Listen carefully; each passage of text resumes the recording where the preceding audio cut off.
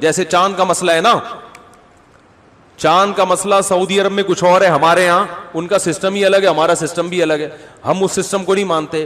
لیکن سعودی عرب میں جب ہم جائیں گے تو وہاں کی گورنمنٹ ہمارے سسٹم کے حساب سے فیصلہ نہیں کرتی، وہ اخبل طریقے سے کرتی ہے. تو جیسے بھی کرتی ہے لیکن سعودی حکومت میں وہ کیا ہو جائے گا؟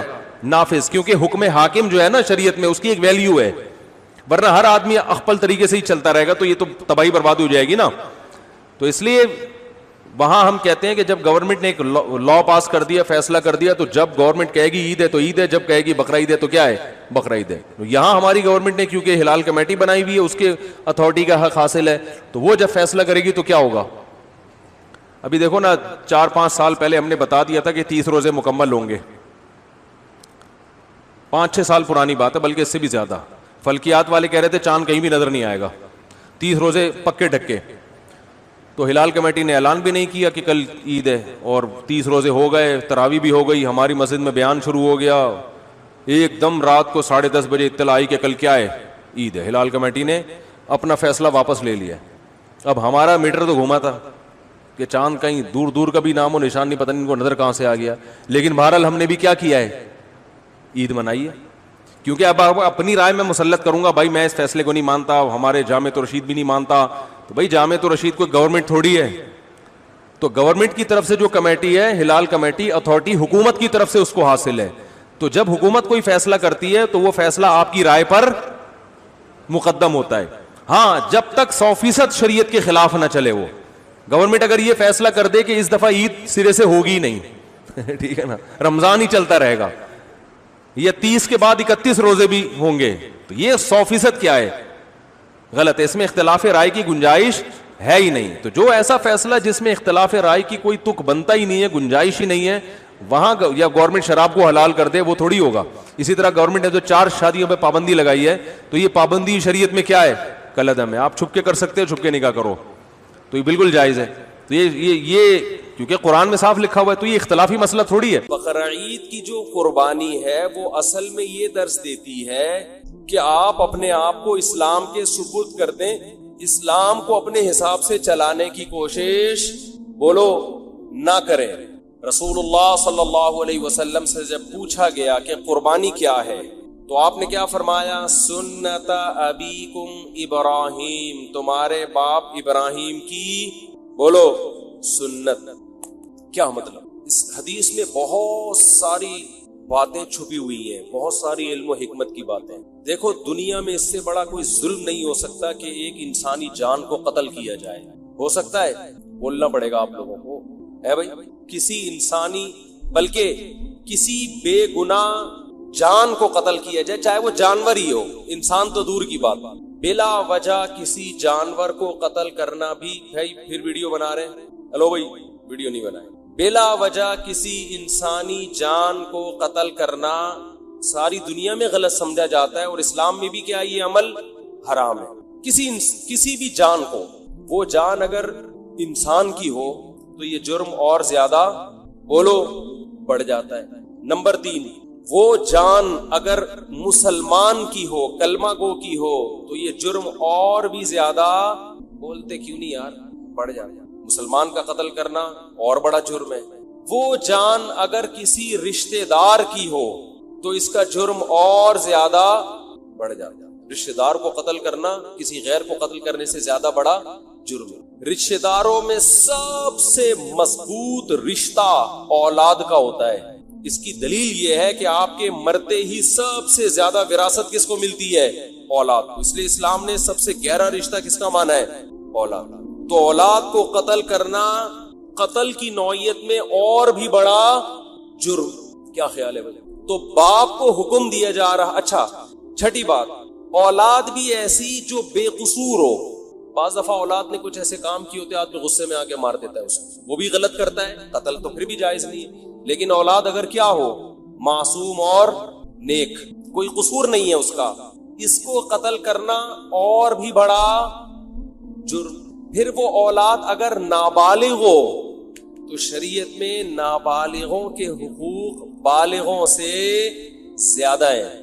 آج تو ان حقوق پر عمل نہیں ہوتا. یہ خوب مسئلہ سمجھ لیں, نابالغ بچے کا مال اس کی پرمیشن سے بھی آپ استعمال نہیں کر سکتے. نابالغ بچہ صدقہ کرے گا تو شریعت میں وہ کالعدم ہے, کیونکہ اس کو یہ حق نہیں ہے کہ اپنا مال کسی کو دے دے. وہ ابھی نہ سمجھے, شریعت نے اس کے تصرفات اور اس کے اس قسم کے افعال کو کالعدم قرار دیا ہے. نابالغ بچہ آپ کو اپنا پلاٹ گفٹ کر دے, شریعت اس کو کالعدم مانتی ہے. کوئی وصیت کر دے, کالعدم. سمجھتے ہو, کیونکہ اس کے مال کی حفاظت اور اس اچھا نابالغ بچے سے آپ کوئی کام بھی نہیں لے سکتے. یہ بہت اہم پوائنٹ کی بات ہے. لوگ خدمت لے رہے ہوتے ہیں نا, وہ بچہ کوئی جا بیٹا یہ لے کر آ, جا بیٹا پانی لے کر آ, جا بیٹا یہ لے کر آ.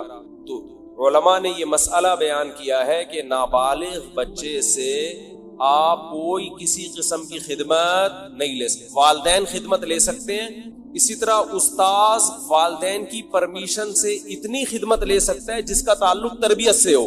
بہت مشکل ہے بات سمجھنا, بہت. مثال کے طور پر آپ نے پڑھنے کے لیے اپنا بچہ کسی ٹیچر کے حوالے کیا. اب ٹیچر کا ادب بھی آپ چاہتے ہیں اپنے بچے کو سکھانا, تو ماں باپ نے بچے سے یہ کہا اور ٹیچر سے بھی یہ کہا کہ اس سے خدمت لیتے رہا کریں. کبھی کبھار پانی منگوا لیا, یہ کام کروا لیا, دکان سے جو ہے وہ کوئی چیز منگوا دی, تاکہ اس میں استاذوں کی خدمت کا جذبہ برقرار رہے. تو ٹیچر اس نیت سے اس سے خدمت لے سکتا ہے تاکہ اس میں خدمت کا جذبہ برقرار رہے, اور یہ بھی جب لے سکتا ہے جب بچے کے والدین کی طرف سے ٹیچر کو اس کی پرمیشن بھی ہو, کیونکہ اصل متولی ماں باپ ہے, استاذ نہیں ہے. بہت مشکل ہے یار, کیسے سمجھائیں. تو لیکن آج کیا ہو رہا ہے, بعض اداروں میں بچوں سے محنت مشقت والے کام لیے جاتے ہیں, تو وہ جائز نہیں ہے, ان سے خوب سمجھ لیں. اسی طرح ہنر سکھانے کے لیے بھی بچے سے خدمت لی جا سکتی ہے والدین کی پرمیشن سے. ماں باپ اپنے بچے کو میکینک بنانا چاہتے ہیں, تو شو روم میں لے جا کے وہ جو ورک شاپ میں بٹھا دیا, تو وہاں جو بھی استاذ ہے اس سے کہا کہ بھئی اس سے پلگ پانا وغیرہ کھلواؤ تاکہ اس کو یہ کام آئے. تو ہنر سکھانے کی نیت سے بھی ٹیچر, استاذ وہ نابالغ بچے سے خدمت لے سکتا ہے. کس کی پرمیشن سے؟ ماں باپ کی. مگر اس میں بھی یہ ہے کہ یعنی زیادہ محنت مشقت والے کام اس صورت میں بھی جائز نہیں ہے جس سے وہ تنگ آنا شروع ہو جائے. سمجھتے ہو, یہاں ایک مدرسہ ہے, مجھے نہیں یاد پڑتا کہ میں کبھی کسی بچے سے میں نے پانی بھی منگوایا, مجھے نہیں یاد پڑتا. تو یہ اصول ہے, خوب سمجھ لیں. تو اس سے پتہ چلتا ہے کہ نابالغ کے حقوق اسلام میں بالغوں سے زیادہ ہیں. ٹھیک ہے, تو اس کا قتل کرنا تو اور بڑا جرم ہوگا نا. تو ابراہیم علیہ السلام کو اللہ تعالی حکم دے رہے ہیں کہ آپ قتل کریں ایک جان کا, اور وہ جان بھی انسانی جان, اور انسانی جان بھی معصوم بے گناہ, اور معصوم بھی آپ کا رشتہ دار, اور رشتہ دار بھی وہ جو سب سے قریبی, اور نابالغ بھی جس کے حقوق بالغوں سے زیادہ ہیں. اور مزید ایک بات یہ کہ وہ بچہ جو آپ کو آپ کی قربانیوں کے صلے میں بطور گفٹ ملا تھا. نہیں آ رہی بات. ابراہیم علیہ السلام نے جب اللہ کے لیے قربانیاں دی ہیں نا, تو اس کے گفٹ میں اللہ نے کیا دیے؟ اسماعیل. تو یہ تو اور زیادہ عجیب سی, یہ تو یعنی اللاجیکل بات بھی ہو گئی کہ معاذ اللہ نقل کفر ایک بہت بڑا جرم بھی کروایا جا رہا ہے, قتل انسانی کا, اور اللاجیکل کام بھی کروایا جا رہا ہے. اس لیے کہ جو چیز بطور گفٹ کے دی جاتی ہے وہ کبھی واپس نہیں لی جاتی. وہ طبعی عمر کو پہنچنے کے بعد انتقال کر جائے تو وہ تو سب نہیں مرنا ہے. ابراہیم علیہ السلام کہہ سکتے تھے اللہ تو نے تو میری قربانیوں کے صلے میں مجھے یہ بیٹا دیا تھا, تو دیا کیوں تھا جب تو نے اس عمر میں لینا تھا اور میرے ہی ہاتھوں ذبح کروانا تھا اس کو؟ کوئی لاجک سمجھ میں آتی ہے؟ آپ لوگ کی سمجھ میں آ رہی ہے میرا خیال ہے, تو بول لو نہیں آتی سمجھ. کوئی آتی ہے سمجھ میں لاجک اس کی؟ بالکل اللاجیکل کام, بالکل اللاجیکل کام. لیکن ابراہیم علیہ السلام نے فوراً حکم کی تعمیل کے لیے تیار. کیوں؟ اس لیے کہ اللہ جب کسی بات کا حکم دے دے تو وہ اللاجیکل بھی کیا بن جاتا ہے؟ بولو. یہ چیز آج لبرل لوگوں کی کھوپڑی شریف میں بیٹھ گئی. یہ ہر چیز بولتے ہیں کیوں, وائے, اس میں کیا ہے, کھڑے ہو کر پانی پینا کیوں, بیٹھ. میں وہ ان سے جب بھی کوئی پوچھے نا اسلام میں بیٹھ کر پانی پینا کیوں افضل ہے, کھڑے ہو کر بھی جائز ہے, افضل ہے بیٹھ کے. بولے کپڑے کیوں پہنے ہوئے, کیوں کا جواب دیکھو. جب بھی کوئی گمراہ آدمی کیوں کرے نا, سوال پوچھے, تو جواب دینے کے بجائے اس سے سوالات پوچھنا شروع کر دو کہ تیرے اوپر پہلے 10 سوال ہیں تو اس کا جواب دے. ہمیشہ ہر باطل کی عادت ہوتی ہے وہ آپ کو سوالات میں الجھائے. آپ اسی سے پوچھو کہ اور بہت سارے کیوں ایسے جن کا تمہارے باپ کے پاس بھی, اب تو باپ کا لفظ اب چلے گا, جس کا تمہارے باپ کے پاس بھی کوئی جواب نہیں ہے. یہ جو لبرل لوگ ہم سے پوچھتے ہیں تم لوگ لاکھوں جانور کاٹ دیتے ہو, معصوم جانور قربانی کے دنوں میں, ظلم ہے جانوروں پر, تو بجائے ان کے جواب دینے کے آپ ان سے پوچھا کرو تم ایک مرغی بھی کیوں کاٹتے ہو؟ جو میکڈونلڈ میں اتنی لاکھوں مرغیاں کٹ کے برگر میں آتی ہیں, یہ کس بیس پر کاٹ رہے ہو؟ کیونکہ انسان اتفاق سے جب وجود میں آیا ہے, یہ جانور بھی اتفاق سے وجود میں آئے ہیں, تو اتفاق سے وجود میں آئی ہوئی چیزوں میں کسی کو کسی پر برتری حاصل نہیں ہوتی. جتنا حق زندہ رہنے کا اس دنیا میں انسان کا ہے, اتنا ہی حق مرغیوں کا بھی ہے. آپ کہہ سکتے ہو کہ جانور بھی تو ایک دوسرے کو کھاتے ہیں, تو وہ تو جانور ہے نا, وہ تو گدھے ہیں, ان کو تو سینس نہیں ہے. آپ کو تو کھوپڑی دی اللہ نے, اللہ کو نہیں مانتے, چلو فطرت نے دیا آپ کو کھوپڑی, اور آپ کے پاس کھانے کی دنیا میں اور کم چیزیں, دال کھاؤ, ماش کی دال میں اتنا پروٹین ہے, گوشت کی ضرورت کافی حد تک پوری کر دیتی ہے ماش کی دال. ہندو کھاتے ہیں نا دالیں کھا کھا کے, تو 99 سال زندہ رہتے ہیں. تو کوئی زندہ رہنے کے لیے گوشت کھانا ضروری نہیں ہے. اسلام نے جو ہمیں گوشت کھانے کا حکم دیا وہ تو اور بہت سارے, اس میں تو ابھینندن کی وجہ سے قائم ہے. یہ اس میں تو یہ کہا ہے بھائی وہ آئے گا تو تم گوشت کھاؤ گے تو اوپر جا کے اس کو چائے پلا کے رخصت کرو گے. دالوں پہ یہ کام, جو دال پہ سیٹ ہو گیا, جو سبزی پہ سیٹ ہو گیا, وہ یہ کام 10-20 سال امریکہ نے افغانستان میں گھاس کھائی کہ نہیں کھائی؟ 20 سال امریکہ نے افغانستان میں کیا کھایا ہے؟ گھاس کھائی ہے. آگے سے افغان لڑے ہیں, تو اگر افغان سبزی خور ہوتے 20 سال لڑتے؟ کیا ہو گیا بھائی, 20 سال یہ دمبے کھا کے لڑے ہیں میرے بھائی. یہ سبزیوں پہ لڑائیاں نہیں ہوتی. تو گوشت کے تو سائیڈ افیکٹ ہیں کہ اس سے لڑتا ہے آدمی. تو لبرل لوگوں کو تو گوشت کی پیس, کیا ہے, لو پیس چاہتے ہیں نا دنیا میں, اور بھی 2-4 اس طرح کے الفاظ ہیں, پیس, لو, اور کیا ہے, خیر وہ سوچتے رہیں بعد میں بیٹھے. تو یہ تو پیس فل دنیا چاہتے ہیں, اس میں تو گوشت ہونا ہی نہیں چاہیے. آپ کو تو چاہیے کہ آپ ہندوؤں کی طرح گائے, وہ تو ہندو صرف گائے کی خدمت کرتا ہے, آپ کو چاہیے آپ بھینس کی بھی کریں, بکری کی بھی کریں. تو ہم تو لاکھوں جانور کاٹتے ہیں, ہم پر اعتراض نہیں ہوتا, کیونکہ ہم کس کے حکم پہ کاٹتے ہیں؟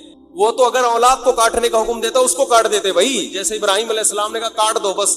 جب illogical کام اللہ نے کہہ دیا تو وہ illogical رہا نہیں ہے, وہ لاجیکل, وہ سراپا لاجک سے بھرا ہوا کام ہے. وہ خدا ہے بھائی, ہم تو خدا کے غلام ہیں, ہمیں اگر اللہ ابراہیم علیہ السلام کو حکم دیتا اسماعیل کو کاٹو, وہ نہیں کاٹتے. اللہ ویسے ہی بھی تو اٹھا سکتا تھا نا. کتنوں کے بچے 7-8 سال کی عمر میں ٹرک کے نیچے آ کے ہلاک ہو جاتے ہیں, وباؤں سے مر جاتے ہیں. تو وہ تو اللہ کو ویسے بھی حق حاصل ہے کہ, تبھی تو اللہ قرآن میں کہتے ہیں کہ تم اللہ کی راہ میں صدقہ خیرات کرو. انسان کہتے ہیں اللہ میں خیرات کروں گا میں تو غریب ہو جاؤں گا, تو قرآن بار بار کیا کہتا ہے, یبسط الرزق لمن یشاء ویقدر, جس کے لیے میں چاہتا ہوں رزق کے دروازے کھول دیتا ہوں, جس کے لیے میں چاہتا ہوں تنگ کر دیتا ہوں. تو یہ تو میرے ہاتھ میں ہے, میں تمہیں ویسے بھی غریب کر سکتا ہوں, صدقہ دو. اگر اس سے غریب ہو بھی گئے ثواب تو ملے گا نا, اول تو ہوگے نہیں, اللہ دے گا مال تمہیں. تو ہمارے پاس تو دلیل ہے ہمارے رب کی طرف سے, اس نے ہمیں حکم دیا بقرعید کے 3 دنوں میں اپنے حبیب سے کہلوا دیا صلی اللہ علیہ وسلم, اللہ کو جانور کا خون بہانے سے زیادہ کوئی عمل محبوب, بولو نا بھائی, نہیں ہے. تو ہمارے پاس تو دلیل ہے کہ ابراہیم کو اللہ نے حکم دیا اپنے بیٹے کو ذبح کرو. اولاد کا ذبح کرنا illogical کام, کسی انسان کو کاٹنا illogical, لیکن اللہ کے کہنے سے کیا بن گیا, لاجک سے بھرا ہوا. اب اس پہ اعتراض کرنا illogical ہے, تو وہ خدا اگر ہمیں دمبے کاٹنے کا حکم دے اور اس میں انسانوں کا فائدہ بھی ہو, خود ان جانوروں کا بھی فائدہ ہے, خود ان جانوروں کا. اگر یہ جانور نہ کٹیں تو یہ تو بڑھاپے میں ان کو کون پوچھے گا. آپ انڈیا میں گایوں کی حالت دیکھو, بوڑھی گایوں کی, جن کو ماں جب بنایا ہے تو ماں جیسا بڑھاپے میں سلوک تو کرو ان کے ساتھ. کوئی پوچھنے والا نہیں ہوتا ان جانوروں کا.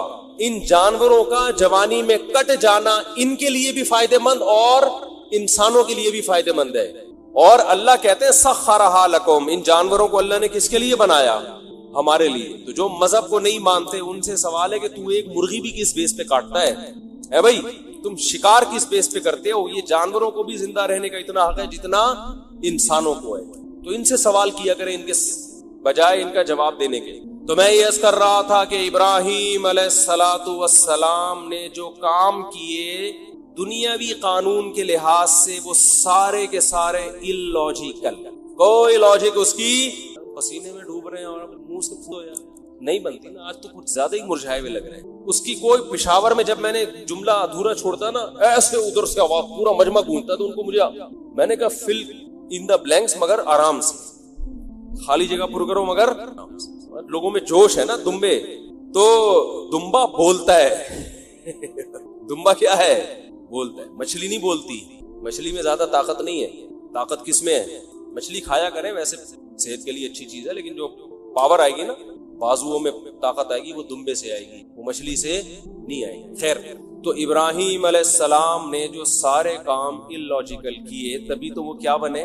دیکھو اس کا یہ مطلب نہیں ہے کہ ہر اللاجیکل کام آپ کرنا شروع کر دو. ہمارے دینداروں میں یہ ایک بڑا مسئلہ ہے, جتنے بھی کام کریں گے سارے کھوپڑی سے, کسی کی کھوپڑی میں سمجھ میں نہیں آئیں گے کر کیا رہے ہیں. جب اللہ اس کے رسول نے حکم دے دیا تو پھر نہ دیکھو, جب تک حکم نہیں دیا تو ہمیں کھوپڑی استعمال کرنے کا حکم ہے.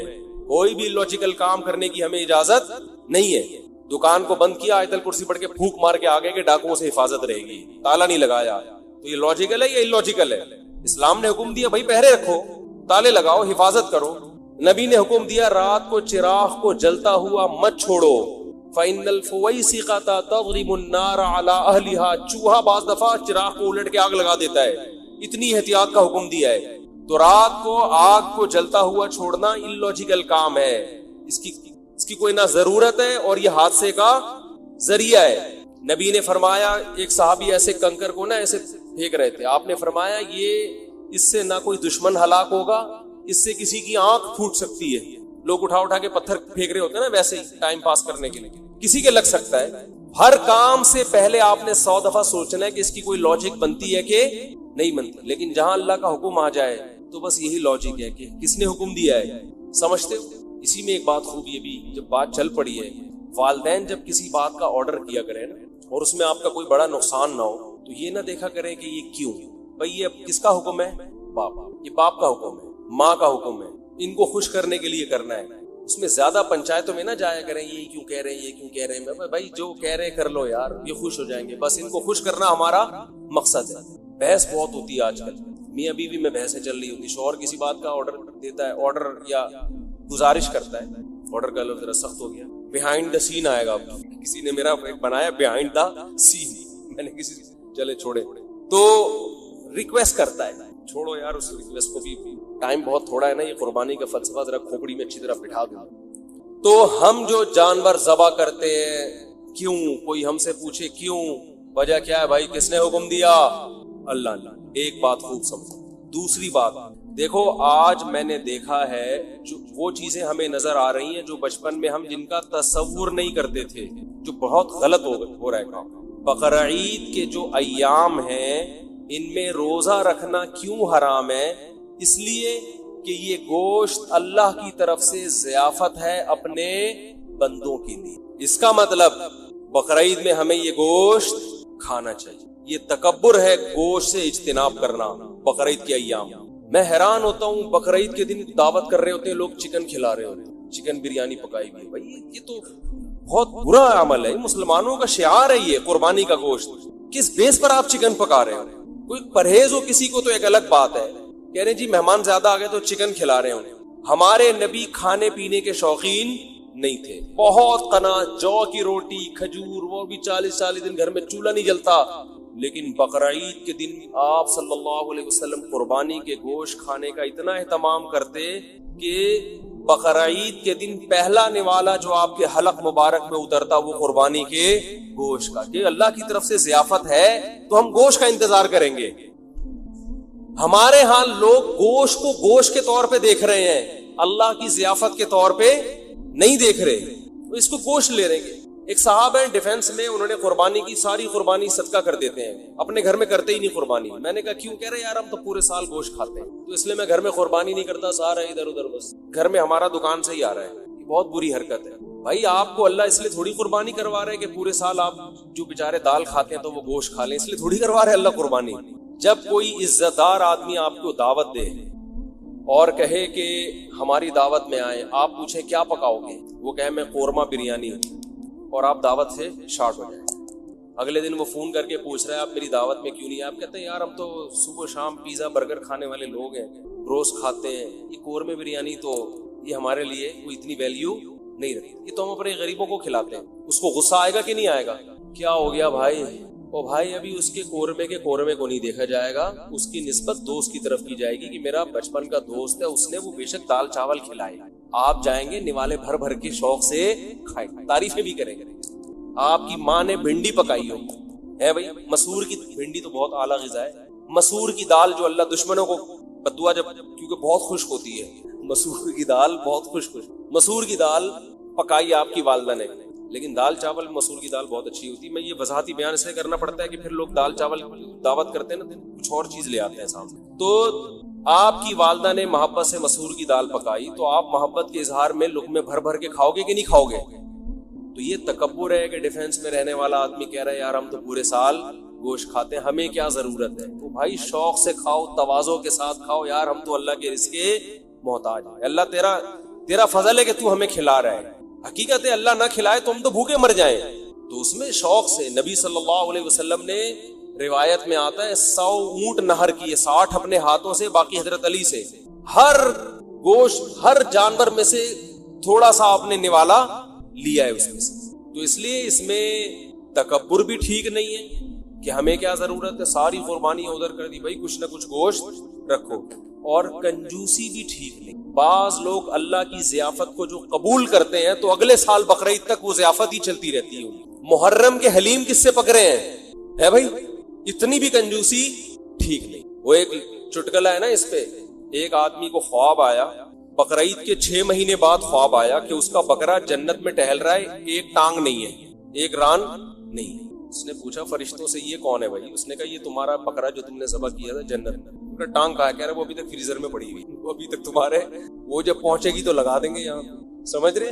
تو اتنی کنجوسی بھی ٹھیک، کھاؤ بھی اور کھلاؤ، رج کے کھاؤ تو رج کے کھلاؤ، لیکن رج کے کھانے میں اتنا ضرور ہے کہ گوشت اسی کو سوٹ کرتا ہے جو اس کو یوٹیلائز بھی، تھوڑا سا ورزش ہو، محنت ہو تو پھر تو گوشت کھائے انسان، زیادہ محنت کا کام نہیں ہے تو پھر اللہ کی ضیافت اتنی قبول کریں جتنی افورڈ کر سکتے۔ میرے بیان سن کے چربیاں کھا کھا کے پتہ چلا آغا خان میں پڑے ہوئے ہیں، لیکن کھائیں ضرور۔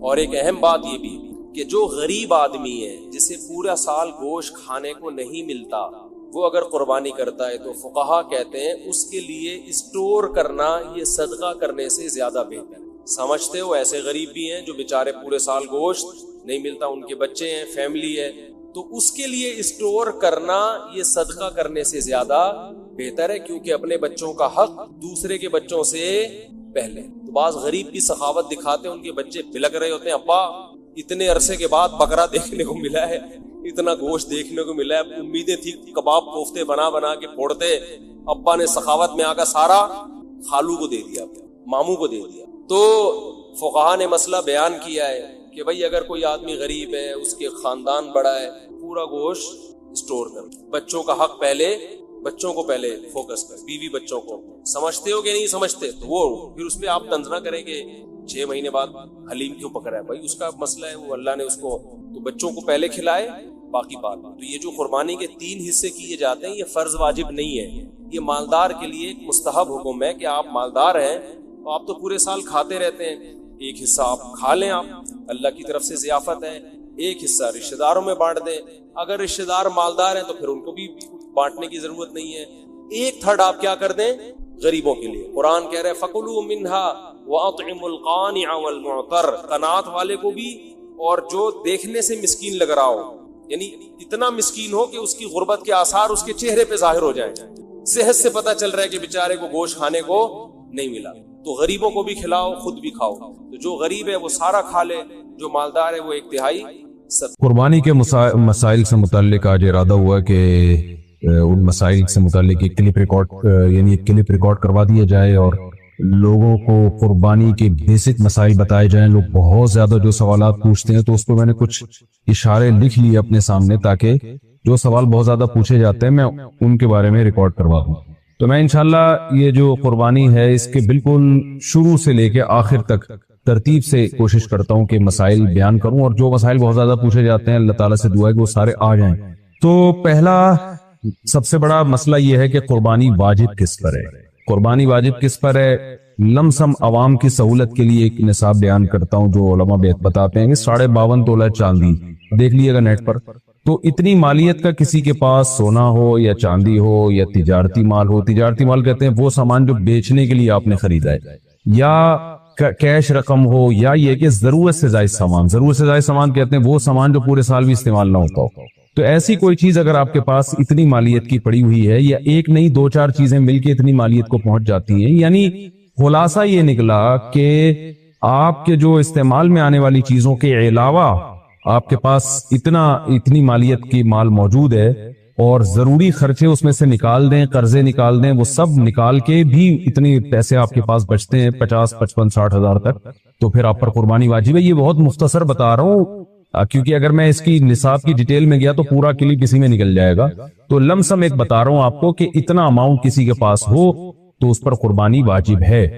پھر بھی سمجھ میں نہ آئے تو اس بارے میں میرے دوسرے کلپ یوٹیوب پہ آپ کو مل جائیں گے، یا دوسرے علماء سے آپ تفصیل پوچھ لیں، وہ انشاءاللہ آپ کو ڈیٹیل بتا دیں گے، کیونکہ نصاب میں اگر میں زیادہ ڈیٹیل میں گیا تو بہت ہی لمبی بات ہو جائے گی پھر، تو اس پر قربانی واجب ہے۔ بڑا مسئلہ یہاں پر ایک یہ اٹھایا جاتا ہے کہ کیا گھر کا سربراہ اگر قربانی کر لے تو سب کی طرف سے کافی ہو جائے گی، یا جو بھی صاحب نصاب ہے جس میں بھی استطاعت ہے اس پر الگ سے قربانی واجب ہے؟ اس میں فقہا کا اختلاف ہے۔ بعض علماء کی رائے یہ ہے کہ ایک آدمی اگر گھر کی طرف سے قربانی کر لے تو سارے اہل خانہ کی طرف سے کافی ہو جاتی ہے، اور اس کے بارے میں بعض تابعین سے آثار منقول ہیں، مصنف ابن ابی شیبہ کی روایات ہیں، لیکن ہماری رائے یہ ہے اور بر صغیر کے علماء کی رائے یہ ہے، اور امام ابو حنیفہ رحمہ اللہ تعالیٰ کی بھی رائے یہی ہے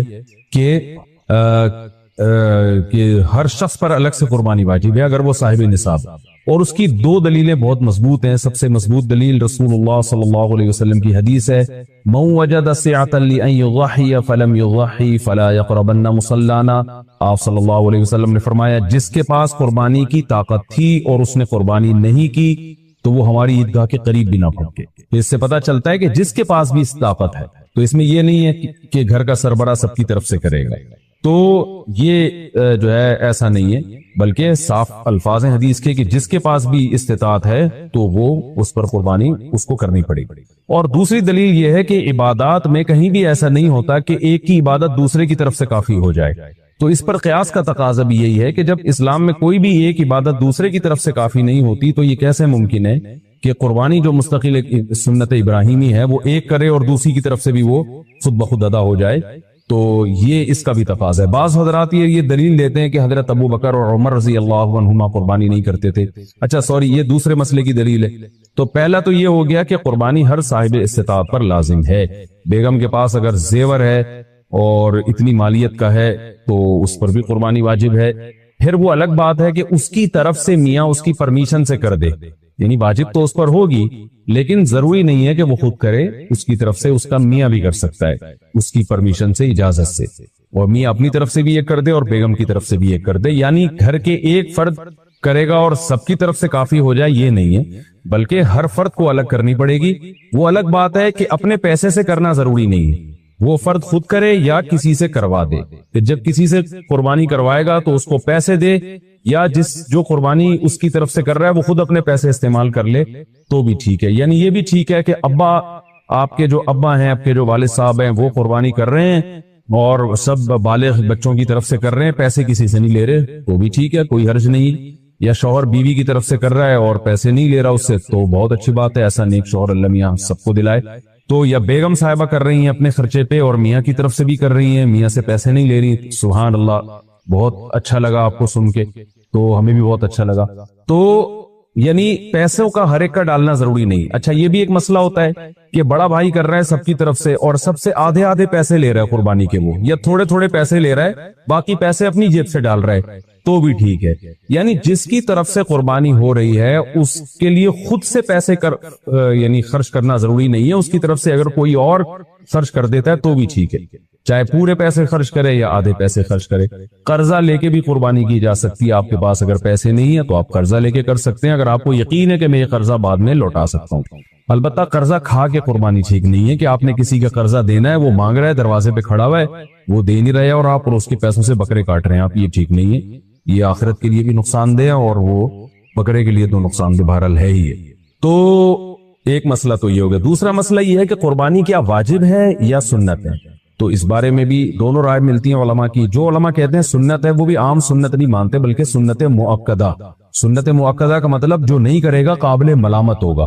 اور امام ابو حنیفہ رحمہ اللہ تعالیٰ کی رائے کے مطابق یہ واجب ہے, اور اس کی دلیل وہی ہے کہ پہلی بات تو یہ کہ عبادت ہے, اور عبادت میں احتیاط کے پہلو کو ترجیح دی جاتی ہے, کیونکہ احتیاط اسی میں ہے کہ اس کو اگر واجب قرار نہیں دیتے تو بہت سے لوگ قربانی کا فریضہ چھوڑ سکتے ہیں, اور اس بات کا خطرہ موجود ہے کہ قیامت میں ان کو گناہ نہ ملے. تو اس لیے احتیاط کے پہلو کو ترجیح جائے گی. اور مضبوط دلیل امام ابو حنیفہ کی قرآن نبی صلی اللہ علیہ وسلم کی وہی حدیث ہے, من وجد سعة لأن يضحي فلم يضحي فلا يقربن مصلانا. آپ صلی اللہ علیہ وسلم نے فرمایا جس کے پاس قربانی کی گنجائش تھی اور اس نے قربانی نہیں کی وہ ہماری عیدگاہ کے قریب بھی مت پھٹکے. آپ صلی اللہ علیہ وسلم 10 سال مدینہ منورہ رہے, ہمیشہ آپ صلی اللہ علیہ وسلم نے قربانی کی. بعض حضرات یہ دلیل دیتے ہیں کہ حضرت ابو بکر اور حضرت عمر نے قربانی نہیں کی اپنے دور خلافت میں, اس سے پتہ چلتا ہے کہ قربانی واجب نہیں ہے. تو یہ دلیل اس لیے درست نہیں ہے کہ حضرت ابو بکر اور حضرت عمر رضی اللہ تعالیٰ عنہ مسکین تھے, غریب تھے, اگرچہ مسلمانوں کے خلیفہ تھے, لیکن یہ ان کی ایک کوالٹی تھی کہ اتنے لاکھوں مربع میل کے مالک ہونے کے باوجود وہ پیون زدہ کپڑے پہنتے تھے. تو صاحب استطاعت پہ قربانی واجب ہے. یہ دونوں حضرات بڑے تھے مگر قربانی نہیں کی انہوں نے, جیسے کہ روایت میں آتا ہے اس کی وجہ استطاعت نہ ہونا. تو استطاعت اگر نہیں ہے تو پھر قربانی لازم نہیں ہے, بلکہ اگر آپ قرضہ لے کے قربانی کرو گے اور خطرہ ہے کہ میں قرضہ ادا نہیں کر سکتا تو پھر تو جائز ہی نہیں ہے آپ کے لیے, کیونکہ دوسروں کا حق دبا کے آپ کے لیے عبادت کو کی وجہ آوری یہ ٹھیک نہیں. اس کی فضیلت کیا ہے قربانی کی؟ رسول اللہ صلی اللہ علیہ وسلم نے ارشاد فرمایا بقرعید کے دنوں میں یو ایام نہر میں اللہ کو جانور کا خون بہانے سے زیادہ کوئی عمل محبوب نہیں ہے, اور ہر بال کے بدلے میں اللہ نیکی عطا فرماتے ہیں. یہ قربانی کی بہت بڑی فضیلت ہے, اور اس کی فضیلت آپ علماء سے بیانات میں سنتے ہیں. میں بھی چونکہ بہت مختصر جلدی بات کر رہا ہوں تاکہ میں پورے موضوع کو جلدی سے سمیٹ لوں. گائے کاٹنی کیسے؟ پہلی بات, آپ قصائی کو کنٹرول کرنے کا طریقہ کسی انسٹیٹیوٹ میں جا کے سیکھیں آپ, کیونکہ گائے سے زیادہ بقرعید کے دنوں میں قصائی کو کنٹرول کرنا مشکل کام ہے. حقیقت بتا رہا ہوں آپ کو, قصائی گڑبڑیں کرتے ہیں. پہلی بات, قصائی کیا کرتا ہے, کیونکہ اس کے پاس اس 3 دنوں میں نا بقرعید کے قصائی سے زیادہ مہنگا دنیا میں کوئی آدمی ہوتا نہیں ہے. 3 دنوں سے پہلے بچڑا جو مہنگا تھا نا, اب بچڑے اس کی ساری قیمت کدھر چلی جاتی ہے؟ قصائیوں کی طرف. اب قصائی کی ویلیو ہے, تو قصائی پکڑائی میں نہیں آتے, ان کو ہوتی ہے جلدی. آپ لائے, پہلی گڑبڑ قصائی یہ کرتا ہے کہ جانور کو گرایا, منہ میں ہوتا ہے اس کا گٹکا, منہ میں ہوتا ہے پان, منہ ہلا ہی نہیں رہا ہوتا, تکبیر ہی نہیں پڑھ رہا ہوتا. وہ کیسے پڑے گا جب اتنا بڑا گٹکا منہ میں رکھ کے پیک کے ساتھ بیٹھا ہوا ہے؟ تو تکبیر نکلے گی تو گٹکا ضائع ہو جائے گا نا اس کا. نہیں آ رہی میرا خیال ہے بات سمجھ میں, تو وہ چھری چلا رہا ہوتا ہے. ابے بھائی, تو آپ نے کیا کرنا ہے, قصائی سے بولیں جانور گرا دو, اس کی ٹانگیں قبلہ رخ کر دو. جانور کی قبلہ رخ ٹانگیں جب کریں گے تو جانور کا رخ قبلے کی طرف ہو جاتا ہے. سمجھتے ہیں نا لوگ کیا کرتے ہیں کہ وہ ٹانگیں ادھر ہیں, منہ بیچارے کا گھما رہے ہوتے ہیں اس طرف کو, ٹھیک ہے, تو وہ بھی جانور بزبان حال کہتا ہے بیل میں ہوں, حرکتیں تیری ہیں بیل جیسی. تو اس کو گرا کے آپ نے کیا کیا, اس کا رخ کہاں کر دیا؟ قبلے کی طرف. بلکہ اور آسان کر کے بتاتا ہوں, جو ذبح کرنے والا ہے نا اس کا رخ قبلے کی طرف ہونا چاہیے. سمجھتے ہیں بات کو؟ تو اس طرح سے جانور کو گرائیں کہ آپ کا رخ کہاں بن رہا ہو. تو پاکستان میں اس کا طریقہ یہ ہے کہ جانور کا جو سر ہے وہ ہو جنوب کی طرف. جانور کا سر کس کی طرف ہو؟ جنوب کی طرف. دم کا رخ کس طرف ہو؟ شمال کی طرف. اور ٹانگیں کس طرف ہو جانور کی؟ قبلے کی طرف. تو اس سے آپ کا ہاتھ بھی صحیح بیٹھے گا, آپ کا سینہ کس طرف ہو جائے گا؟ قبلے کی طرف ہو جائے گا. سمجھ رہے ہو؟ لیکن یہ اس جانور کے ساتھ جو آسانی سے اس کام کے لیے تیار ہو جائے. بعض دفعہ جانور اتنا خطرناک ہوتا ہے کہ اس کو گھمانے میں بہت ٹائم لگتا ہے, تو پھر قبلے کی طرف رخ کرنا کوئی ضروری عمل نہیں ہے. جیسے تیسے اس کو کاٹ کے جانور کو بھی تکلیف سے بچاؤ, خود بھی ٹینشن سے بچو, کیونکہ بعض دفعہ اتنی مشکل سے گرائے, قابو میں نہیں آ رہا, اس کو قبلہ رخ گھمانے کی جگہ نہیں مل رہی, اتنے چکر میں جانور ہی اٹھ کے اس نے آپ کو قبلے کی طرف لٹا دیا. سب لوگوں سب لیٹے ہوئے ہیں, ٹھیک ہے نا, ایسے بڑے واقعات ہوئے ہیں. تو کوئی تگڑا قسم کا جانور ہے, کنٹرول میں نہیں آ رہا, تو پھر تو جیسے تیسے ہو کر لو تاکہ جانور کو بھی تکلیف نہ ہو, آپ کو بھی نہ ہو. لیکن نارملی اگر آسانی سے پاسبل ہو تو آپ نے کیا کرنا ہے کہ یہ بھی کر سکتے ہیں کہ اس کا سر شمال کی طرف ہو اور دم جنوب کی طرف ہو, یہ بھی صحیح ہے. مطلب یہ کہ ایک رخ اس کا شمال کی طرف اور ایک جنوب کی طرف, تو پھر پاؤں کس کی طرف ہوں گے؟ قبلے کی طرف. پھر آپ جب ذبح کرو گے نا تو آپ کا رخ کس طرف ہوگا؟ قبلے کی طرف. تو قصائی سے آپ چھری لے لیں. بعض دفعہ قصائی غیر مسلم بھی ہوتے ہیں, تو غیر مسلم کا ذبیحہ بھی اسلام میں حلال نہیں ہے, مشرک بھی ہوتے ہیں بعض دفعہ. میں نہیں کہہ رہا وہم کریں خام خواہ میں قصائیوں کی رپورٹ وہاں طلب کا شناختی کارڈ دکھائے اسلام لکھا ہے کہ نہیں لکھا, اتنی تکلف کی ضرورت نہیں ہے, لیکن احتیاط کرنے میں میرا خیال ہے کوئی حرج. قصائی کو پہلے سے جانتے ہیں تو ٹھیک ہے, نہیں جانتے تو پھر خود ذبح کر لو بھائی, سنت ہے نا یہ. کیا خیال ہے؟ ہمارے نبی نے تو خود جانور ذبح کیا ہے, بیگم سے بھی ذبح کروا سکتے ہیں. تو اب آپ نے, میں بیگم سے اس لیے کہہ رہا ہوں کہ بعض لوگ سمجھتے ہیں کہ عورت ذبح نہیں کر سکتی, حرام ہو جاتا ہے, کوئی ایسا کچھ نہیں ہے, تو وہ بھی ذبح کر سکتی ہے. باقی زیادہ اس میں تفصیل میں نہیں جانا چاہتا. اب آپ نے کیا کیا کہ رخ آپ کا قبلے کی طرف ہے. قصائی سے صرف یہ پوچھ لے چھری رکھنی کہاں پر ہے, کیونکہ ہمارے ایک جاننے والے نے بکرا ذبح کیے, یہاں سے کاٹ دیا, اتنی لمبی گردن اس کی, تو اتنا بھی نہیں ہوتا بھائی جہاں سے کاٹنا ہے وہاں سے کاٹو. تو رکھ کے آپ نے زور سے بسم اللہ اللہ اکبر پڑھنا ہے. آہستہ سے نہیں پڑھنا, بلکہ آہستہ سے پڑھ لیں گے تو بھی قربانی ہو جائے گی, لیکن زور زور سے کیا پڑھنا ہے؟ بسم اللہ اللہ اکبر. اور علماء کہتے ہیں قریب والے لوگ بھی پڑھیں تاکہ چوری چلانے والے کو یاد آ جائے. آپ نے جب ذبح کیا تو صرف 4 رگیں کاٹنی ہیں اس کی. ایک نرخرا, یہ جو خوراک کی نالی ہے, ایک سانس کی نالی ہوتی ہے, اور 2 ودج ہوتی ہیں جو دل سے پریشر کے ساتھ خون دماغ کی طرف لے کے جا رہی ہوتی ہے نا, 2 نالیاں, بہت پریشر سے اس سے خون نکلتا ہے. تو یہ 4 ٹوٹل نالیاں کٹ جائیں گی. اس کے بعد مزید کچھ نہ کاٹیں. آج کل قصائی کاٹتے چلے جاتے ہیں کیونکہ وہ چاہتے ہیں جانور جلدی ٹھنڈا ہو جائے, پھر جا کے وہ اندر نلی پہ چھورا مارتے ہیں اندر, اس سے جانور ٹھنڈا جلدی ہو جاتا ہے. لیکن اس کا نقصان کیا ہے کہ جانور کا خون جسم سے اچھی طریقے سے نہیں نکلتا. ذبح کرنے میں جو ایک بہت بڑی حکمت ہے وہ ہے کہ جانور کی باڈی سے اس کا خون نکل جائے سارا. خون اچھی چیز نہیں ہے. اب گورے بھی اس بات کو مان رہے ہیں, وہ بھی ذبح کی طرف آ رہے ہیں کہ بلڈ نکلنا چاہیے, خون میں بیماریاں ہوتی ہیں, خون کوئی انسانوں کے کھانے کی چیز نہیں ہے. تو اب اگر یہ حرام مغز میں جب وہ مارتے ہیں نا چھورا, اس سے جانور کے اعصاب ٹھنڈے ہو جاتے ہیں. تو دماغ نے جو باڈی کو میسج بھیجا ہوا تھا کہ ایمرجنسی لگی ہوئی ہے, تڑپو, اور باڈی تڑپ رہی تھی, اور اس کی وجہ سے خون کیا ہو رہا تھا؟ بہت تیزی سے نکل رہا تھا. تو جب وہ اس کا سارا نروس سسٹم ہی خراب ہو گیا تو باڈی کے احساس ختم, باڈی تڑپنا ختم, اور بلڈ نکلنا ختم. تو قصائی لوگ یہ کام کرتے ہیں تاکہ جب گوشت کے اندر خون زیادہ رہے گا نا, عام دنوں میں اس لیے کرتے ہیں کہ گوشت میں خون رہے گا تو گوشت کا ویٹ زیادہ ہوتا ہے, تو اکنومیکلی ان کو وہ سستا پڑتا ہے. اس کے نقصان کیا ہوتا ہے؟ پبلک کو بیماریاں کھانے کو ملتی ہیں. عام گوشت جو مارکیٹ میں مل رہا ہے نا, اس میں کیا ہوتا ہے؟ بلڈ رہ جاتا ہے, صحیح طرح وہ ذبح نہیں کرتے, چھورا مار دیتے ہیں اندر, جانور ٹھنڈا ہو گیا, گوشت میں بیماریاں رہ جاتی ہیں خون کی وجہ سے, وہ نقصان ہے. اور بقرعید میں کیا کرتے ہیں؟ بقرعید میں ان کو جلدی ہوتی ہے. یہ اکنومیکلی ان کو نقصان ہوتا ہے کہ اگر ہم نے جانور کے ٹھنڈا ہونے کا انتظار کیا تو اتنی دیر میں ہم 10 بچڑے اور گرا سکتے تھے. ہمیں وسیم کے یہاں بھی جانا ہے, غفار کے یہاں بھی جانا ہے, ستار کے یہاں بھی جانا ہے, سارا یہ تھوڑی کہ ہم اس کے ٹھنڈا ہونے کا انتظار کریں گے. تو لہذا وہ فوراً کیا کرتے ہیں؟ اندر چاقو مار دیتے, چورا گھونپ دیتے ہیں تاکہ ٹھنڈا ہو جائے جلدی. تو آپ نے پہلے ٹریننگ کرنی ہے قصائی کو کنٹرول کرنے کی, کیونکہ لوگوں نے یہ میرے بیانات بھی قصائیوں کو سنا ہے کہ ابے 4 رگے کاٹ کے آرام سے کھڑا ہو جا, 2 منٹ اس کا خون نکلنے دے آرام سے, جب نکل جائے گا خون پھر کھال اتارنا شروع کر دو, اس کی اپنی طبعی موت اس کو مرنے دو, ذبح ہونے دو. لیکن قصائی کو پتا ہے کہ بھائی اگر یہ تو میں تو ڈھیر ہو جائے گی مجھے, تو آپ اس کو بیان سنائیں, سمجھائیں, قصائی باز نہیں آتا. تو اس لیے میں بار بار کہتا ہوں کہ آپ نے جو جس کھونٹے سے جانور کو باندھا ہوا تھا نا, 4 رگے کاٹ کے تھوڑی دیر کے لیے وہاں سے قصائی کو باندھ دیں آپ.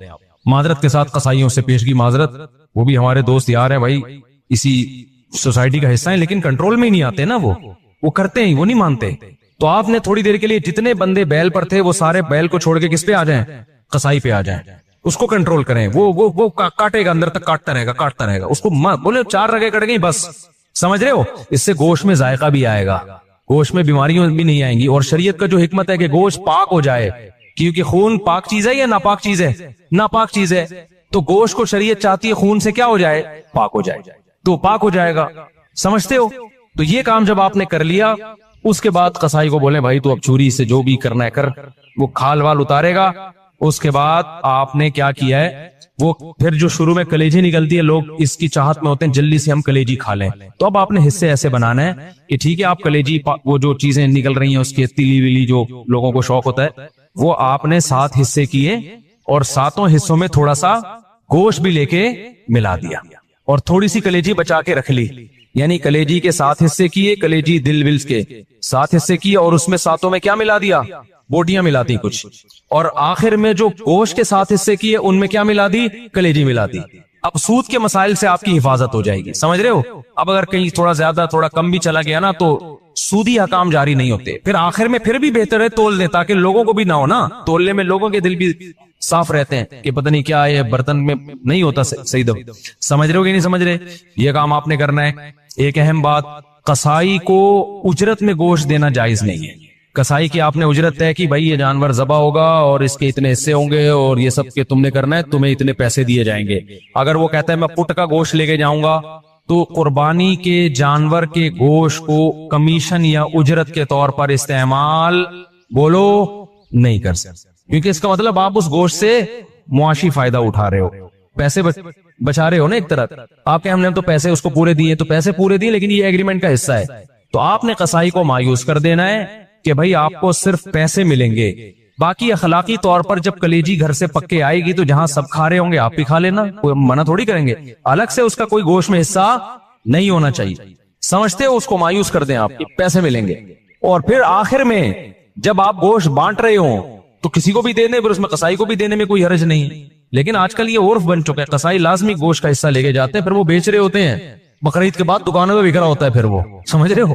کھال کے بارے میں کیا حکم ہے؟ کھال جانور کی یا تو آپ استعمال کر لیں، کسی کو بھی دے دیں شرکا میں سے، اس کی کھال کو آپ نمک وغیرہ لگا کے استعمال کر لیں، جائے نماز بنا لیں، بڑی بہترین چیز ہوتی ہے۔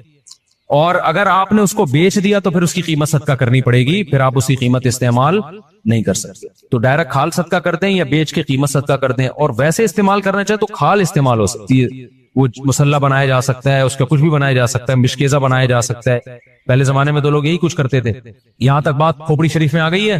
تو اچھا، ایک اہم کام آپ نے یہ بھی کرنا ہے کہ بھئی قربانی کے وقت نا ذکر اذکار کا ہونا چاہیے، شور شرابے کا نہیں ہونا چاہیے، یہ عبادت ہے، اللہ کے حکم پہ آپ اللہ کے مسخر کردہ جانور کو کاٹ رہے ہو، اللہ کے دربار میں پیش کر رہے ہو، تو یہ عبادت کا وقت ہے، اس میں جس قسم کا ہلہ گلہ ہو رہا ہوتا ہے یہ اس موقع پہ بالکل سوٹ نہیں کرتا۔ گوشت کھاتے ہوئے آپ ہلہ گلہ کر لیں، شام کو تکے بن رہے ہیں تھوڑا سی مذاق کر لیں، لیکن جب جانور ذبح ہو رہا ہے نا تو اس وقت یہ ہنسی مذاق کا ٹائم نہیں ہے، اس وقت کس چیز کا ٹائم ہے؟ اللہ کے ذکر۔ دعا پڑھے، انی وجہت وجہی للذی فطر السماوات والارض حنیفا وما انا من المشرکین، اے اللہ میں نے اپنے رخ کو ذات کی طرف پھیر لیا جس نے آسمانوں اور زمین کو پیدا کیا، میں شرک کرنے والوں میں سے نہیں ہوں، صرف تیرے نام پہ جانور کاٹوں گا، کسی اور کے نام پہ نہیں کاٹوں گا۔ ان صلاتی ونسکی ومحیایا ومماتی للہ رب العالمین، میری نماز میری قربانی صرف کس کے لیے؟ اللہ کے لیے۔ تو اس طرح کے الفاظ زبان سے عربی میں یا اردو میں دہرائیں، اے اللہ یہ ہماری طرف سے ہے، اس کو تو اپنے دربار میں قبول کر لے۔ اس وقت جو ہلہ گلہ باجے پوں پوں اچھل کود، یہ بہت غلط حرکت ہے، سمجھ رہے ہو کہ نہیں؟ بالکل ایسے موقع پہ مسلمان پہ یہ چیزیں سوٹ نہیں کرتی۔ جو عبادت کا موقع ہے اس میں آپ اس طرح کی انٹرٹینمنٹ کر رہے ہو کہ پتہ ہی نہیں چل رہا کہ کوئی شادی ہو رہی ہے یا عبادت ہو رہی ہے، سمجھ رہے ہو کہ نہیں سمجھ رہے؟ یہ کام کرنا ہے آپ نے۔ اس کے بعد جب جانور کٹ جائے اور حصے ہو جائیں تو آپ نے کیا کرنا ہے؟ اگر آپ غریب ہیں، آپ کے بچوں کی تعداد زیادہ ہے، گوشت کھانے کو کم ملتا ہے سال میں غربت کی وجہ سے، فیملی بڑی ہے، تو سارا گوشت خود ہی کھا لیں، پھر ایک حصہ صدقہ کرنا یہ افضل بھی نہیں ہے، کیونکہ اپنے بچوں کا حق پہلے ہے، دوسروں کا حق اسلام میں بعد میں۔ بعض ایسے غریب ہوتے ہیں بیچاروں کو پورے سال گوشت نہیں ملتا، اب انہوں نے پیسے جمع کر کے قربانی کر لی تو کھاؤ بھائی، ٹھیک ہے نا، پھر صدقہ نہ کرو۔ لیکن اگر اللہ نے آپ کو مالی وسعت دی ہے، آپ پورے سال گوشت کھاتے رہتے ہیں، تو پھر 1/3 گوشت کیا کر دیں؟ کم سے کم بولو صدقہ کر دیں، افضل ہے، کیونکہ قرآن کہہ رہا ہے کلوا منہا، خود بھی کھاؤ اور مسکینوں کو بھی کھلاؤ، تو کم سے کم 1/3 گوشت کیا کر دیں آپ؟ وہ صدقہ کر دیں، آپ لوگوں کو کھلا دیں۔ آپ سمجھتے ہو کہ نہیں سمجھتے؟ دوسرا کام، باقی 1/3 کا کیا کرے؟ وہ رشتہ داروں کو دے دیں، لیکن اگر رشتہ داروں نے بھی قربانی کی پھر نہ دیں ان کو، تو 2/3 کھا لیں، لیکن 1/3 کوشش کریں کیا کرے بھائی؟ صدقہ کر دیں۔ یہ مالداروں کے لیے، غریب آدمی کیا کرے؟ پورا کھا جائے، ٹھیک ہے نا، اللہ کی طرف سے ضیافت ہے، بار بار موقع ملتا نہیں تو پھوڑ دے۔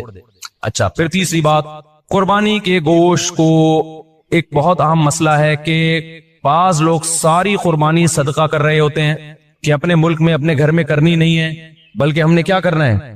دوسرے ملک میں, غریبوں کے ملک میں کرنی ہے. جیسے امریکہ اور یو کے میں لوگ کر رہے ہوتے ہیں, وہاں نہیں کر رہے قربانی, یار ساری پاکستان میں کر دو, غریبوں کو کھلا دو. یہ مناسب نہیں ہے. آئی بات سمجھ میں؟ کیونکہ قربانی میں یہ اصل صدقے کا حکم نہیں ہے. اصل صدقہ بھی ہے اس میں ضمناً, اصل تو حکم یہ ہے کہ بقرعید کے 3 دن ہیں, اللہ چاہتا ہے میرے نام پہ جانور کاٹو, اور پھر اللہ کی طرف سے آپ کے لیے اس کی میزبانی ہے. اللہ میاں کہہ رہے جانور ذبح کرو, اور کیا کرو پھر؟ کھاؤ اللہ کی نعمت. آپ کہہ رہے میں نہیں کھاؤں گا, میں کیا کروں گا, میں پاکستان میں قربانی کروں گا, میں انڈیا میں کروں گا, میں افریقہ میں کروں گا, میں خود کچھ بھی نہیں کھاؤں گا. تو میں یہ نہیں کہہ رہا کہ حرام ہے, ناجائز ہے, قربانی کا ثواب تو ملے گا, لیکن یہ ایک نوعیت کا اعراض ہے اللہ کی ضیافت سے. روزہ حرام کر دیا تاکہ آپ گوشت سے اوائڈ نہ کریں. اس لیے علماء یہ کہتے ہیں کہ آپ ٹھیک ہے باہر ملک میں قربانی کریں غریبوں کے لیے, کم سے کم ایک حصہ آپ اپنے ملک میں جہاں آپ رہتے ہیں وہاں کریں, اس لیے تاکہ قربانی کا گوشت آپ کے گھر میں آئے اور آپ اس گھر کو, اس گوشت کو کھائیں. اب مالدار لوگ کہتے ہیں ایکچولی ہمیں ضرورت نہیں ہے کھانے کی, ہم پورے سال کھاتے ہیں, ہمیں کیا ضرورت. میں نے دیکھا ایسے مالداروں کا, ہم تو کھاتے ہیں پورے سال ہی گوشت کھاتے ہیں. فون کیا اپنے خادم کو, یار تم ایسا کرو وہ وہیں عیدی سینٹر میں ذبح کر کے وہیں غریبوں کو بانٹ دو. اور بھائی آپ کو کب, ہم نے کب کہا کہ آپ نہیں کھاتے؟ یہ والا وہ والا نہیں ہے جو آپ پورے سال کھاتے ہیں. سمجھ میں آ رہی ہے بات؟ یہ وہ والا گوشت نہیں ہے جو آپ پورے سال کھاتے ہیں. دیکھو آپ کے ابا نے آپ کو بلایا, آپ گئے, آپ کے ابا نے بڑی خوشی کا اظہار کیا میرا بیٹا آج مجھ سے ملنے کے لیے آیا ہے, اور آپ کے ابا نے آپ کے لیے دال چاول لا کے رکھ دی.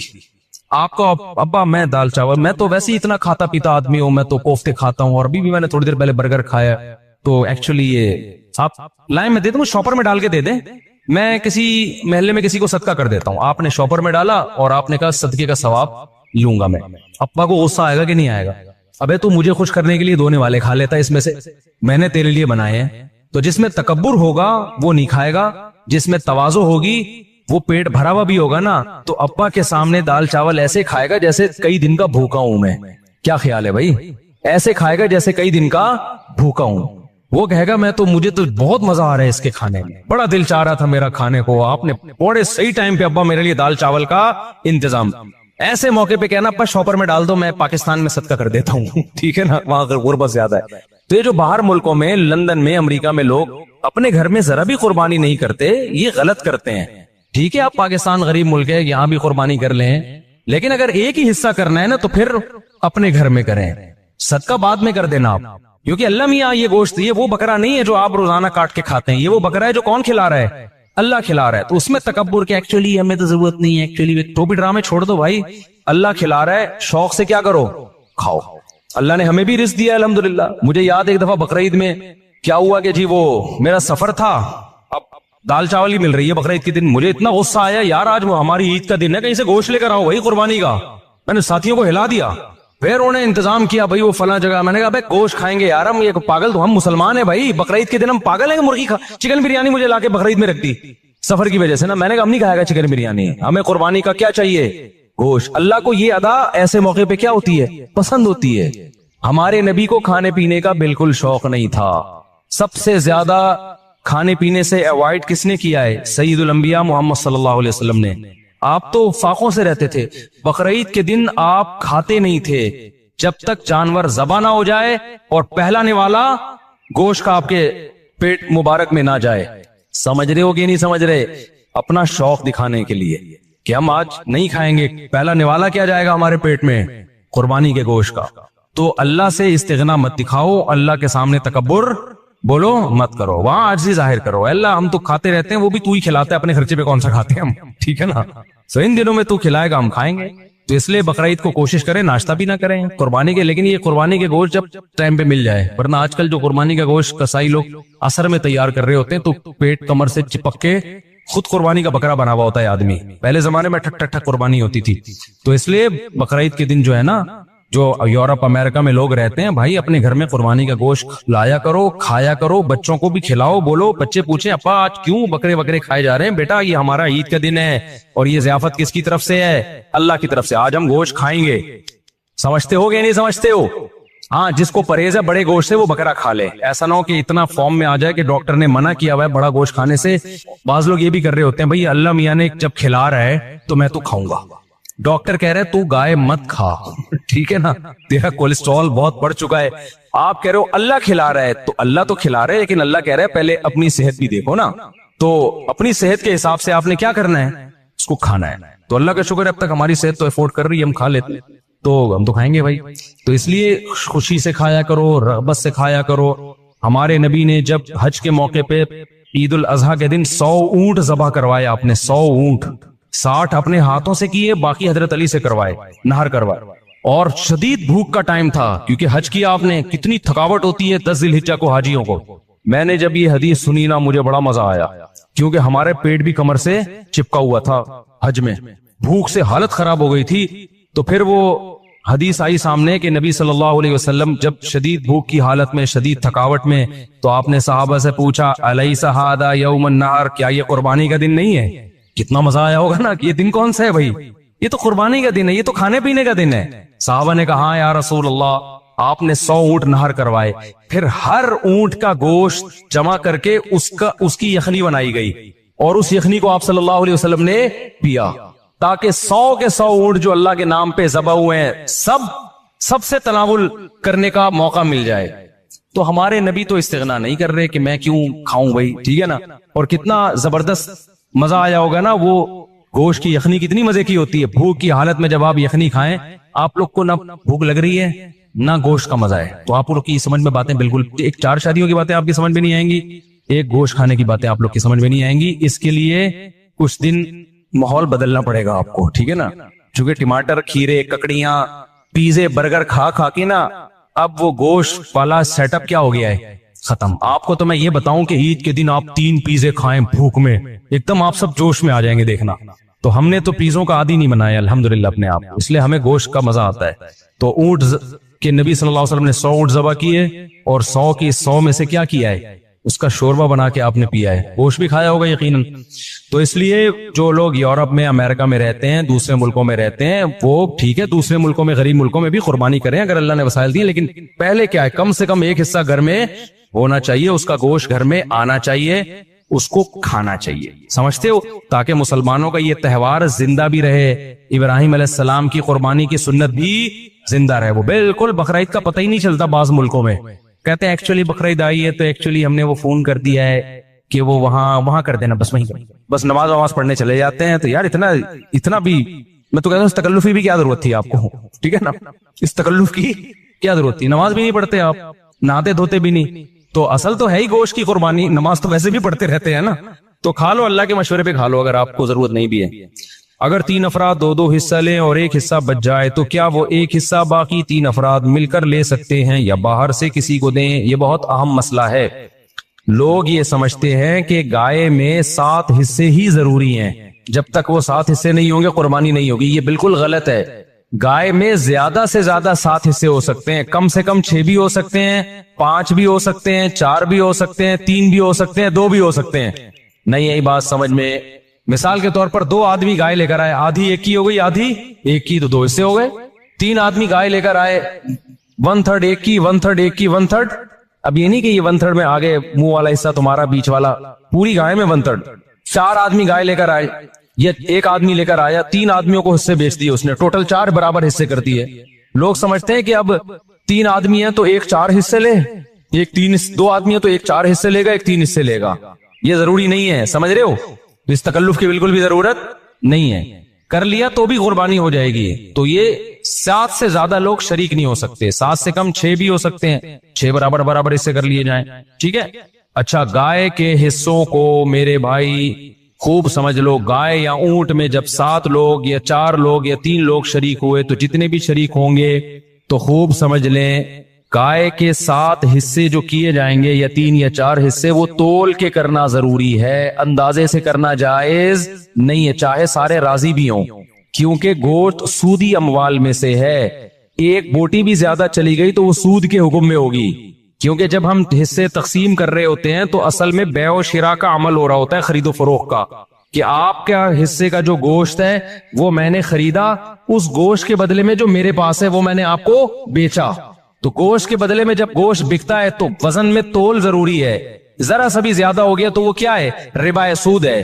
اور جب وہ سود اس میں شامل ہوگا تو وہ سب کے لیے ناجائز ہو جائے گا. اس صورت کے بہت سارے فضائل بھی ہیں. رسول اللہ صلی اللہ علیہ وسلم نے ارشاد فرمایا کہ قل هو اللہ احد ثلث القرآن. آپ صلی اللہ علیہ وسلم نے فرمایا کہ یہ صورت 1/3 قرآن ہے. حضرت قتادہ ابن نعمان رضی اللہ تعالی عنہ سے روایت ہے کہ ایک شخص رات کو قل هو اللہ احد کی بہت کثرت سے تلاوت کرتے تھے جادو سے بچنے کے لیے. تو رسول اللہ صلی اللہ علیہ وسلم کو بتایا گیا ان کے بارے میں، جس نے بتایا وہ سورہ یعنی قل هو اللہ احد کی اہمیت کو کم سمجھ رہے تھے. وہ سمجھ رہے تھے کہ یہ صرف سورہ اخلاص پڑھتے ہیں اور کوئی صورت نہیں پڑھتے. تو جب نبی صلی اللہ علیہ وسلم کو بتایا گیا تو آپ صلی اللہ علیہ وسلم نے فرمایا انہا لتعدل ثلث القرآن، یہ 1/3 قرآن کے برابر ہے. یعنی یہ صورت معمولی نہیں ہے، ہلکی نہیں ہے. یہ صحیح بخاری میں یہ روایت مذکور ہے. اور حضرت ابو سعید خدری رضی اللہ تعالیٰ عنہ سے ایک روایت ہے، وہ اس میں ہے کہ ایک شخص رات کو صرف سورہ اخلاص کی تلاوت کیا کرتے تھے نماز میں. تو ان کی شکایت لگائی گئی نبی صلی اللہ علیہ وسلم سے. شکایت لگانے والے نے یعنی شکایت لگانے والے کا مقصد شکایت نہیں تھا، ایک علمی بات پر مطلع ہونا مقصد تھا. تو انہوں نے نبی صلی اللہ علیہ وسلم کو بتایا کہ یہ صرف سورہ اخلاص پڑھتے ہیں. یعنی وہ بھی سمجھ رہے تھے کہ یہ تو ایک چھوٹی سی صورت ہے اور بھی قرآن پڑھنا چاہیے. تو آپ صلی اللہ علیہ وسلم نے اس موقع پر بھی فرمایا کہ انہا لتعدل ثلث القرآن، فرمایا کہ یہ صورت 1/3 قرآن کے برابر ہے. یعنی یہ صورت معمولی صورت نہیں ہے. حضرت عائشہ رضی اللہ تعالی عنہا سے روایت ہے کہ آپ صلی اللہ علیہ وسلم جب بستر کی طرف جاتے تو آپ صلی اللہ علیہ وسلم قل هو اللہ احد، قل اعوذ برب الفلق، قل اعوذ برب الناس، یہ تینوں صورتیں پڑھ کے اپنے ہاتھ پہ پھونک مارتے اور اپنا ہاتھ پورے جسم پہ پھیر لیتے. یہ اہتمام آپ صلی اللہ علیہ وسلم نے اس وقت فرمایا جب آپ صلی اللہ علیہ وسلم پر جادو ہوا. اس کے بعد آپ صلی اللہ علیہ وسلم کا ہمیشہ یہ معمول رہا ہے. یہ بھی صحیح بخاری کی روایت ہے. صحیح بخاری کی ایک اور روایت میں ہے کہ حضرت عائشہ رضی اللہ تعالی عنہا فرماتی ہیں کہ ایک مرتبہ رسول اللہ صلی اللہ علیہ وسلم نے جہاد کے لیے ایک لشکر بھیجا. تو اس میں جو امام تھے وہ سورہ اخلاص کی بہت زیادہ تلاوت کیا کرتے تھے نماز میں. صحابہ کرام کا جب یہ لشکر واپس لوٹا ہے تو آپ صلی اللہ علیہ وسلم کو بتایا گیا کہ یہ سورہ اخلاص بہت زیادہ پڑھتے تھے نماز میں. تو آپ صلی اللہ علیہ وسلم نے ان سے پوچھا کہ تم یہ کام کیوں کرتے تھے، سورہ اخلاص تم اتنی زیادہ کیوں پڑھتے تھے؟ تو ان صحابی نے فرمایا کہ اس میں رحمان کے اوصاف بیان کیے ہیں، اللہ کی حمد و ثنا ہے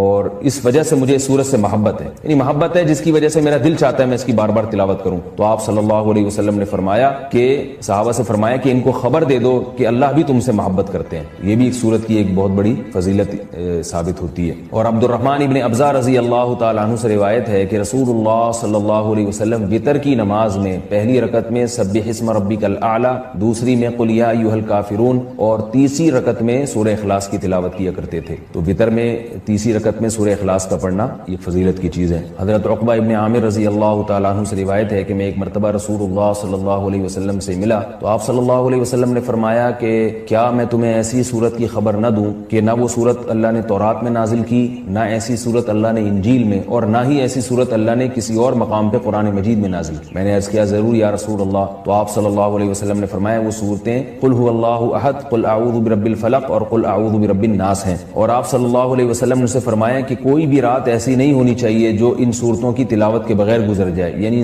ہر رات میں یہ تینوں صورتوں کی تلاوت لازمی کیا کرو. تو عقبہ ابن عامر رضی اللہ تعالیٰ عنہ فرماتے ہیں پھر پوری زندگی مجھ سے کبھی بھی ان تینوں صورتوں کی تلاوت رات میں نہیں چھوٹی اور کبھی بھی ناغا نہیں ہوا. اور حضرت ابو ہریرہ رضی اللہ تعالیٰ عنہ سے ایک اور روایت ہے کہ رسول اللہ صلی اللہ علیہ وسلم نے کسی شخص کو قل اللہ احد کی تلاوت کرتے ہوئے دیکھا تو آپ صلی اللہ علیہ وسلم نے فرمایا کہ واجب ہو گئی. صحابہ نے پوچھا یا رسول اللہ کیا چیز واجب ہو گئی؟ آپ نے فرمایا کہ اس کی تلاوت کرنے والے کے لیے جنت واجب ہو گئی. یہ تو اس صورت کے کچھ فضائل تھے جو میں نے آپ کے سامنے بیان کیے. اس صورت میں ہمیں اسباق کیا ملتے ہیں؟ پہلی تو سبق ہمیں توحید کا ملتا ہے کہ اسلام توحید کے بغیر کامل نہیں ہے، بلکہ اسلام مقبول ہی نہیں ہے. آج بہت سارے لوگ اللہ تعالیٰ کو معبود تو کہتے ہیں مگر اللہ کے سوا مشکل کشا، حاضر ناظر اور مختار کل ایسے ایسے الفاظ ایجاد کیے ہوئے ہیں جو غیر اللہ پر بھی اس کا اطلاق کرتے ہیں. بعض لوگ قبر پرستی کا شکار ہیں، بعض لوگ رسول اللہ صلی اللہ علیہ وسلم کو عالم الغیب کہتے ہیں، حاضر ناظر کہتے ہیں. جبکہ ہمیں اس صورت میں کیا سبق مل رہا ہے کہ اللہ یکتا ہے، اس جیسا کوئی بھی نہیں. تو اللہ اگر مشکل کشا ہے، حاجت روا ہے، تو پھر اگر ہم مخلوق کو بھی مشکل کشا اور حاجت روا کہہ دیں تو اس کا مطلب یہ ہوا کہ مخلوق بھی اللہ جیسی ہے. اس لیے کہ جو معبود ہے اس کی دو بنیادی صفات ہیں، علم اور قدرت. معبود میں دو چیزوں کا ہونا ضروری ہے، یعنی آپ جس کی عبادت کرتے ہیں اس میں دو صفات کا اعلیٰ وجہ الکمال ہونا ضروری ہے. ایک یہ کہ اس کی قدرت کامل ہو، وہ جو چاہے کر سکتا ہو، اور اسے اس کا علم کامل ہو. جیسے کہ قرآن مجید میں آتے اللہ الذی خلق السبع سماوات ومن الارض مثلہن یتنزل الامر بینہن لتعلموا ان اللہ علی کل شیء قدیر وان اللہ قد احاط بکل شیء علما. یعنی اس آیت کا حاصل کیا ہے کہ اللہ نے اس پوری کائنات کو اس لیے بنایا تاکہ اللہ کے بارے میں دو چیزوں کا لوگوں کو یقین آ جائے. ایک یہ کہ لِتَعْلَمُوا أَنَّ اللَّهَ عَلَى كُلِّ شَيْءٍ قدیر، کہ اللہ ہر چیز پر قادر ہے. وَأَنَّ اللَّهَ قَدْ أَحَاطَ بِكُلِّ شَيْءٍ عِلْمًا، اور اللہ کے علم سے کوئی بھی چیز خارج نہیں ہے. یعنی مختار کل بھی اللہ ہے اور عالم الغیب بھی اللہ ہے. تو اگر آپ اللہ کے علاوہ کسی اور کو بھی ان صفات میں اللہ کے ساتھ شریک کر دیں، چاہے وہ ذاتی کہہ کے کریں یا عطائی کہہ کے کریں،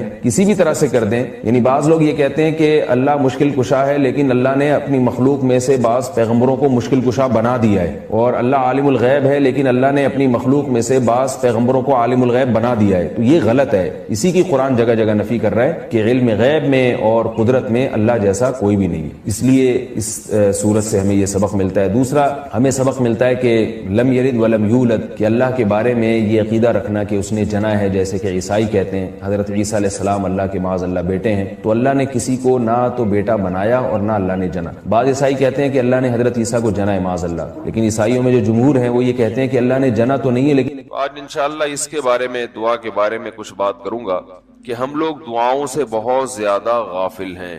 اللہ تعالیٰ نے قرآن مجید میں دعا کے بارے میں فرمایا ادعوا ربکم تضرعا وخفیا، اپنے رب کو پکارو عاجزی کے ساتھ اور چپکے سے. جیسے اللہ نے نماز کا حکم دیا، اللہ نے زکوٰۃ کا حکم دیا. قربانی لازم کس پر ہے؟ کیا قربانی سنت ہے یا واجب ہے؟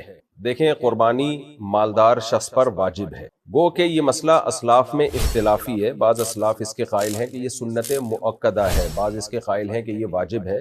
سنت مؤکدہ بھی واجب کے قریب قریبی ہوتی ہے، لیکن قربانی جو ہے وہ واجب ہے. اس کی دلیل نبی صلی اللہ علیہ وسلم کی یہ صحیح حدیث ہے من وجد ساعة لأن يضحي فلم يضحي فلا يقربن مصلانا. جس شخص میں قربانی کی گنجائش ہو قربانی کرنے کی اور وہ قربانی نہ کرے تو ہماری عیدگاہ کے وہ قریب بھی نہ پھٹکے. تو بڑی شدید وعید ہے. بعض حضرات یہ دلیل دیتے ہیں کہ حضرت ابو بکر اور عمر رضی اللہ تعالی عنہما قربانی نہیں کرتے تھے، اور حدیث کے الفاظ ہیں کراہیۃ ان یقتدی بہما، اس خوف سے کہ لوگ ان کی اقتدا کرنا نہ شروع کر دیں. اس کا جواب یہ ہے کہ سیدنا ابو بکر اور سیدنا عمر رضی اللہ تعالی عنہما یہ دونوں